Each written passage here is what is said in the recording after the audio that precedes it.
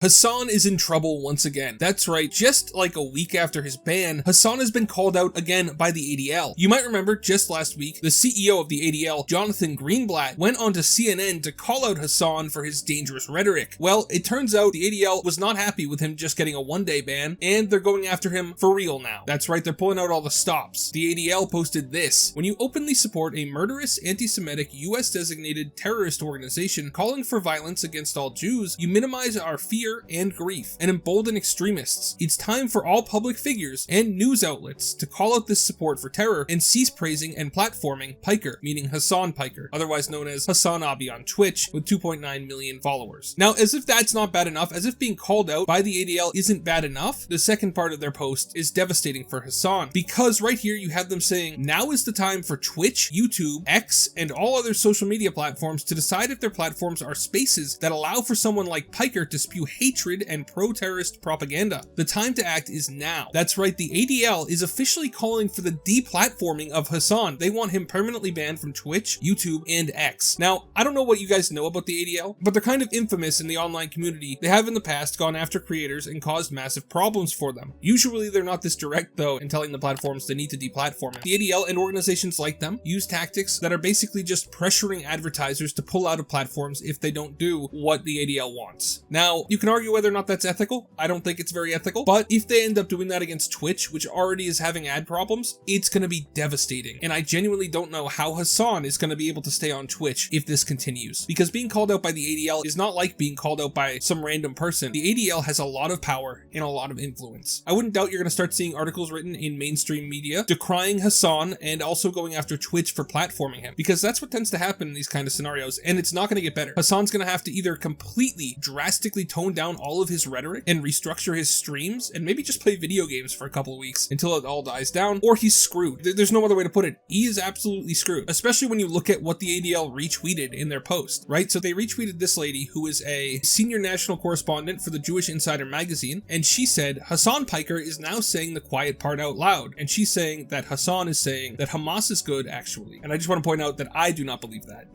That is not the belief of the MattyO channel. The streamer has 2.9 million followers on Twitch and major profiles in NYT, CNN, NBC, Vox, Rolling Stone, et al. All seeking his wisdom on how Dems should reach young people. Is this how? And that's referring to how the Democrats seem to think that Hasan could help them by being the next Joe Rogan on the left, which is never going to work because Hasan's just unlikable, to be honest with you. And the picture that she retweeted was, there's no comparison between Israel and Hamas. One is a militant resistance comprised of orphan soldiers born into a 77-year occupation. The other is an ethno-religious supremacist apartheid state with nukes doing a genocide backed by the USA. Now, obviously, his framing of this is not a popular framing. He's framing it in the absolute worst way against the Israelis, and that's why she's upset. She's saying that the Democrats should not be trying to reach young people using his rhetoric, because it's honestly dangerous rhetoric. And then she posts a bunch of examples of different articles being written about him, and then a USA Today columnist opting not to consider concerns about anti-Semitism from Piker. Nothing to see here, basically, and even if there is, he wouldn't have tens of thousands of people listening to him daily if his ideas weren't popular. So basically, she's saying that in this article from the USA Today, they hand-waved away the anti-Semitism allegations that Hasan has faced by saying basically it doesn't matter if he's popular. I don't think that that's true, at least on the left. Left-wing people are supposed to be against racism, and Hasan has said some things that, at least in my opinion, are definitely anti-Semitic. So yeah, it's really not looking good for Hasan. And then she goes down here to talk about how the Democrats just shouldn't deal with Hasan, and Hasan shouldn't be continuously named by serious people as someone who the Democrat Party should pay attention to. None of that is good for Hasan. None of it's good for Twitch. If I was Twitch leadership, I would be very worried right now, and I honestly do think that we could see a panic ban of Hasan. I don't know what he'll do if he does get banned from Twitch. Maybe he'll move to X. I don't think that Elon Musk is going to get rid of him, but you never know. He could also go to Rumble. He could start being a Rumble streamer. It'd be a little bit of a mismatch there. But yeah, it's going to be a mess for him if the ADL gets what they want. So let me know what you guys think in the comments. Do you think that Hasan deserves to be called out for this? Do you think that the ADL is in the right and that Hasan should be deplatformed? Or is deplatforming just a step too far? And while you're writing those comments, remember to like the video and subscribe. Personally, to me, I think that deplatforming is wrong. I know, controversial take. I don't like it when it's levied against the right. I don't like it when it's levied against the left. However, there is one caveat in there that I'm more willing to see it happen on the left now, because since Donald Trump was elected president in his first term, there has been an all-out assault to get people on the right suspended and deplatformed. So it does feel a little good to see someone on the left finally reap the rewards of the system that they helped set up. That being said, I don't want Hasan deplatformed. I don't think that that helps anybody, but if it does happen to him, I'm not going to be the one crying.